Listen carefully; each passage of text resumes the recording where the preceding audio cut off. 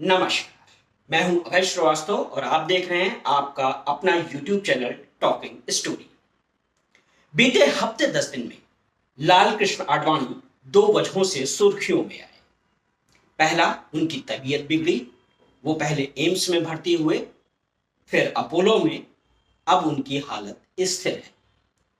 लेकिन इसी बीच राहुल गांधी का बयान आया कि आडवाणी ने रथ यात्रा शुरू करके जो आंदोलन शुरू किया था उसे हमने यानी इंडिया गठबंधन ने अयोध्या में बीजेपी को हराकर रोक दिया।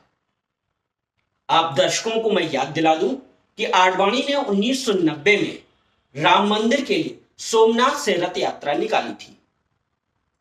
रथ यात्रा अयोध्या के लिए निकली थी, जिसे बिहार के समस्तीपुर में उस समय के मुख्यमंत्री लालू प्रसाद यादव ने रोक दिया था। इतिहास आप सभी जानते हैं। रथ यात्रा को रोका गया, लेकिन मंदिर आंदोलन नहीं थमा। आंदोलन चलता रहा। 1992 की घटना हुई। एक और राम मंदिर का संघर्ष कभी तेज कभी मध्यम जरूर हुआ, लेकिन यह आंदोलन एक लौ की तरह जलता रहा। उसी तरह बीजेपी भी 1990 के दौर में देश की सत्ता में आई भी और गई भी। फिर एक निर्णायक बदलाव 2014 में हुआ, जब नरेंद्र मोदी देश की राजनीतिक धुरी बने। 500 वर्षों का हिंदुओं का संघर्ष मोदी के दूसरी सरकार बनने के साथ ही समाप्त हुआ। मंदिर बनने का रास्ता खुला और मंदिर बन भी गया। लेकिन राम मंदिर बनने के बाद जो चुनाव हुआ, वहां फैजाबाद, जहां अयोध्या पड़ती है, वहां बीजेपी की हार हो गई।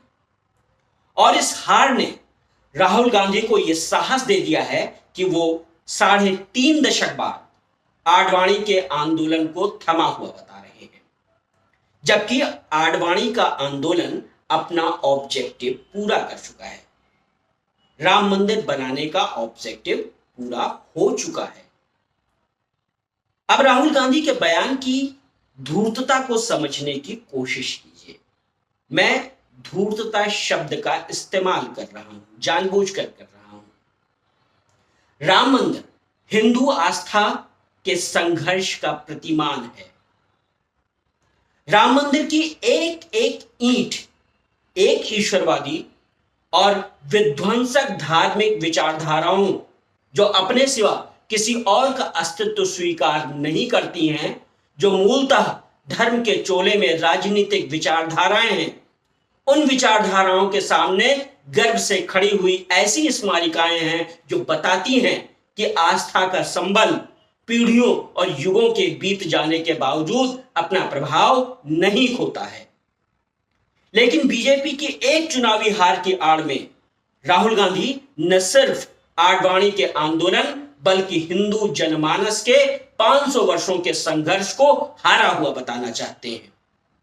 यानी वो हिंदुओं के स्वाभिमान को बस यहीं पर बैरिकेडिंग करके रोक देना चाहते हैं।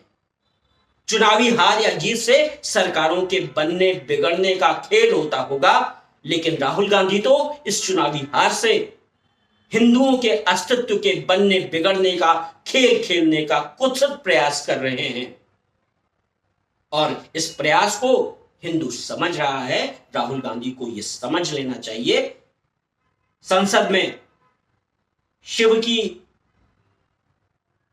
तस्वीर दिखाकर वो अपने आप को धार्मिक कहने का प्रयास जरूर कर सकते हैं, लेकिन उनके एक एक शब्द बता रहे हैं कि हिंदुओं के को लेकर के उनके मन के भीतर किस तरह की मलिनता छिपी हुई है। अच्छा होगा राहुल गांधी इस स्थिति से बाहर आए, वरना देश का हिंदू उनको कभी माफ नहीं करेगा। धन्यवाद। आपको मेरी ये एनालिसिस कैसी लगी आप जरूर बताएं और मेरा चैनल सब्सक्राइब करें, बेल आइकन दबाएं।